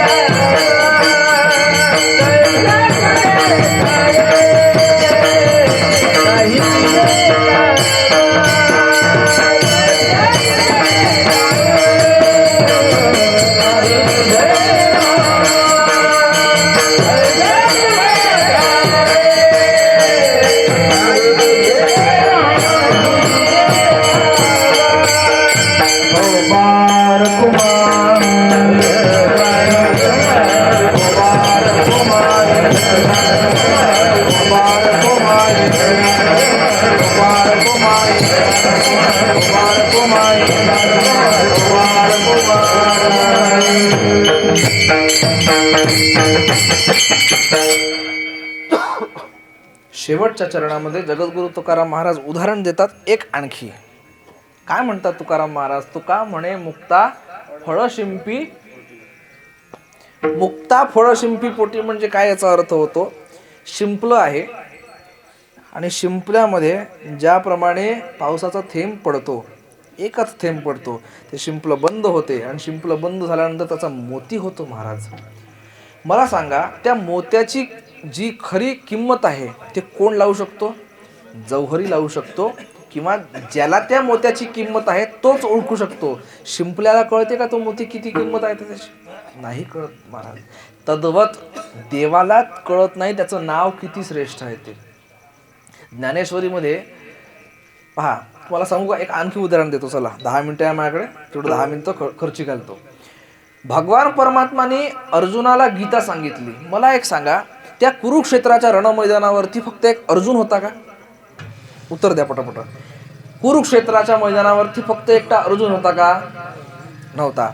ज्यांनी सत्याला आपलं जीवन समर्पित केलं होतं असे धर्मराज युधिष्ठिर सुद्धा होते. त्यांना सांगू शकले असते.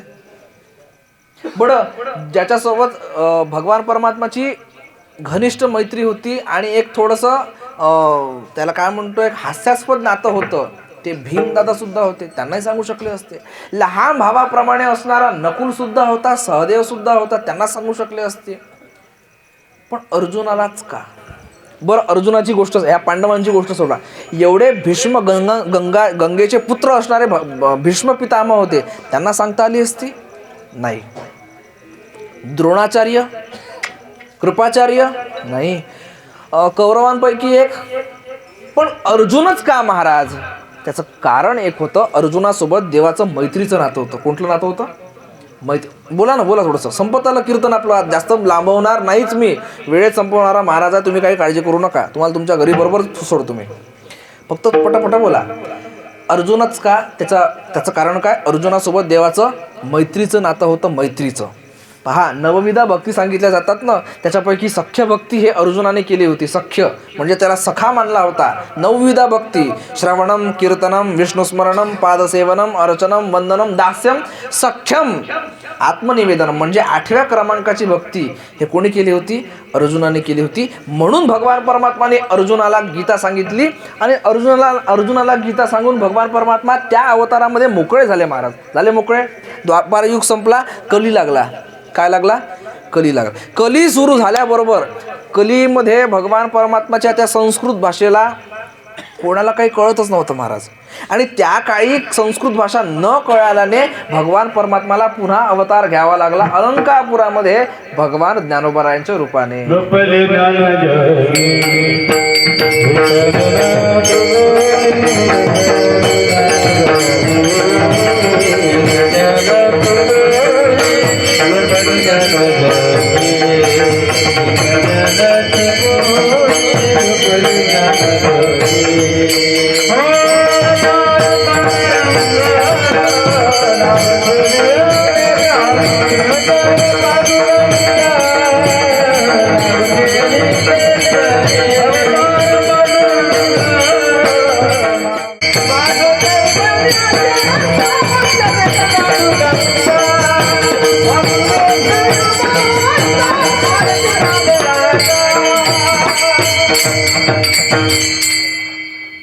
माऊली फार कृपाळू आहे महाराज. माऊली फार कृपाळू आहे बाबा.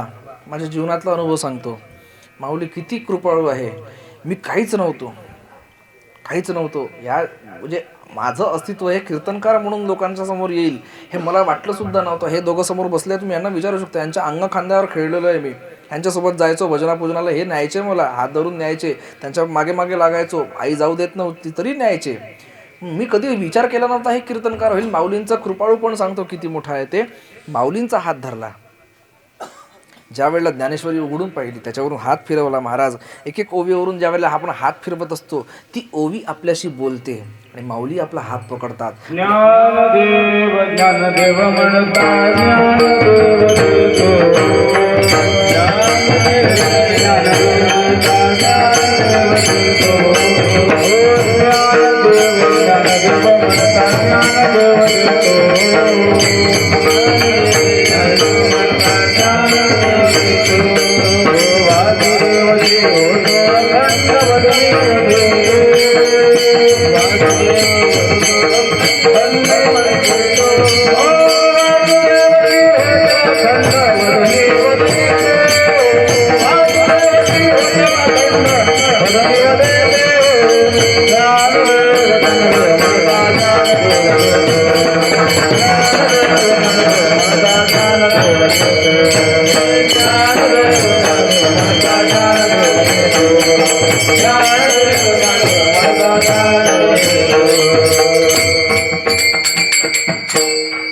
ज्ञानदेव ज्ञानदेव म्हणतात, ज्ञानदेव देतो.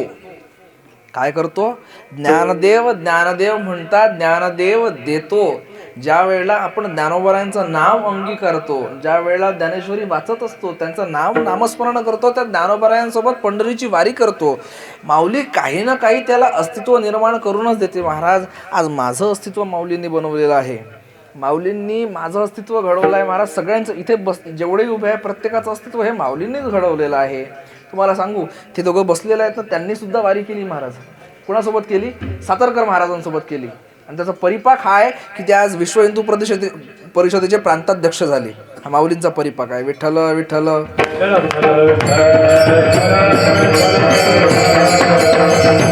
सोपं नाही महाराज. माऊली फार कृपाळू आहे. माऊली इतकी कृपाळू आहे की फार कृपाळू आहे.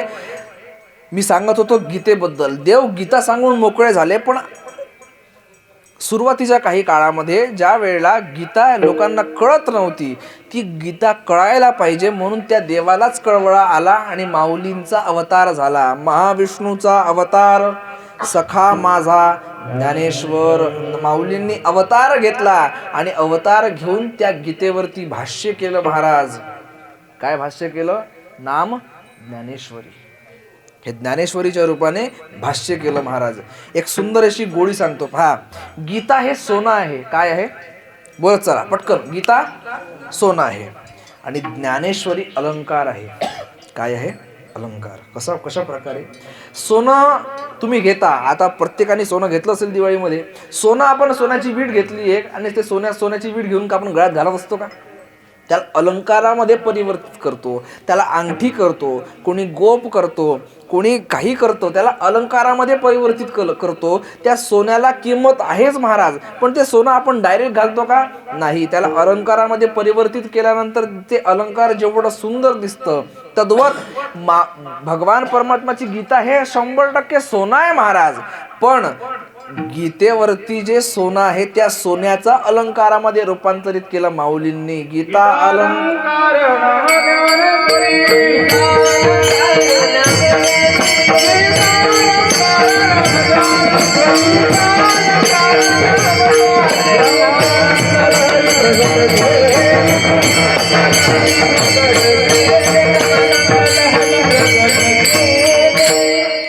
गीता 100% सोनंच आहे महाराज, पण त्या सोन्याचं रूपांतरित माऊलींनी केलं. गीता अलंकार. फार सुंदर अलंकार आहे ज्ञानेश्वरी. एकदा वाचावी ज्ञानेश्वरी, डोळा भावी पंढरी. ज्ञान होय मूढाला सुद्धा ज्ञान देण्याची ताकद आहे महाराज. तुम्हाला उदाहरण सांगतो.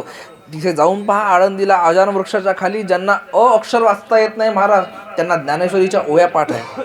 ज्यांना पेपर वाचता येत नाही त्यांना ज्ञानेश्वरीच्या ओव्या पाठ आहे महाराज. हा कशाचा परिणाम आहे? त्या माऊलींचा परिणाम आहे महाराज. ज्ञानदेव ज्ञानदेव म्हणतात, ज्ञानदेव देतो. हे माऊलींना मला दिलं आहे महाराज आणि त्याचा परिणाम आज मी इथे कीर्तन करतोय. आणि अजय महाराजांची इथे काय म्हणते ज्ञानेश्वरी पारायण आहे महाराज. हे पारायण फार कमी राहिली. जे जाणकार आहेत तेच फक्त पारायण ठेवू शकतात. बाबांना पारायणाचं महत्त्व माहिती आहे की किती असतं. ज्ञानेश्वरीच्या पारायणाचं महत्त्व फार आहे महाराज. ज्यांना पहा, तुम्हाला एक उपाय सांगून जाता. कधी कधी कोणाचे मुलं हे मनाने किंवा त्यांच्या दिमागाने अधू असतात, त्यांना काही कळत नाही. अशा मुलांना ज्ञानेश्वरी ऐकवत चला. जरी त्यांना वाचायला येत नसली तर त्यांना ती ज्ञानेश्वरी ऐकवत चला. परिणाम काय होईल? त्या मुलाच्या बुद्धीमध्ये विकास होत असतो. ही ज्ञानेश्वरीची कृपा आहे, लक्षात घ्या. सोपी नाही आहे महाराज ज्ञानेश्वरी. फार मोठी आहे. माऊली फार कृपाळू आहे.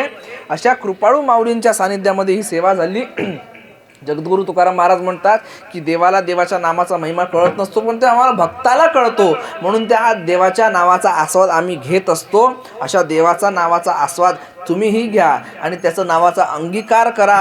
काय होईल? तो देव कृपा करेल. नवे नवे संत कृपा करतील महाराज. हा नामाचा परिणाम असतो.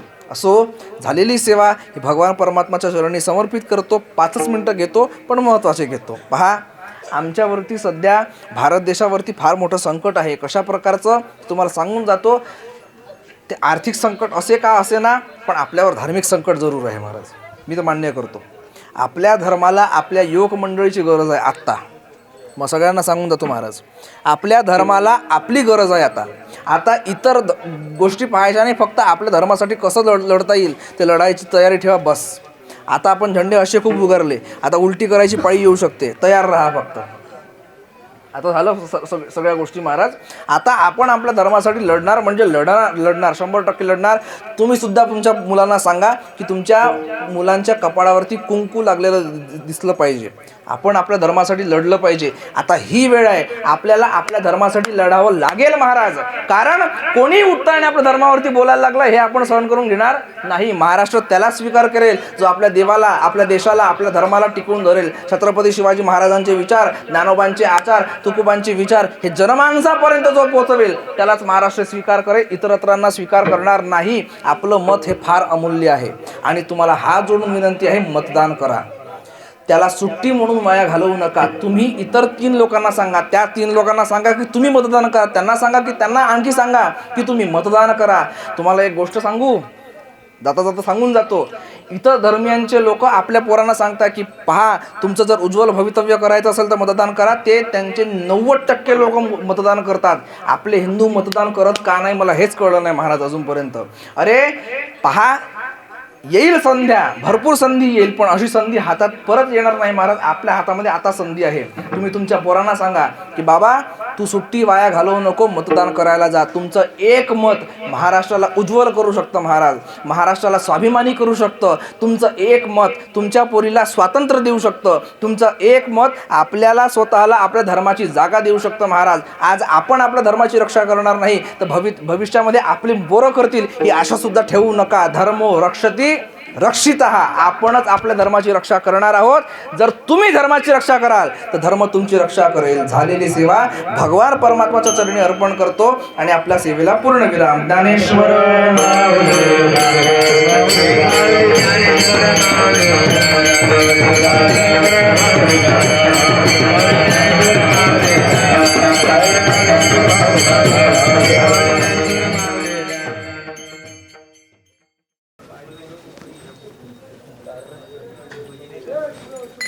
वारकरी अखंड नाम सप्ताह इटनगोटी, इसके आयोजक परम पूज्य रविंद्र जी केदार महाराज, इनको नमन. ग्रामस्थ देवता इनको नमन. पंचमुखी हनुमान जी को नमन करता हूं. 22 जानेवारीला काय झालं होतं भारताला? क्या हुआ था ऐसा 22 जनवरी को भारत में? सांगा मला. 22 जानेवारी 2024 ला काय झालं होतं? प्रभु श्री रामचंद्र के भव्य मंदिर का जीर्णोद्धार होकर उसका प्राण प्रतिष्ठा रामलला की हुई थी. ऐसा वातावरण बना कि जैसे राम राज्य आ चुका है.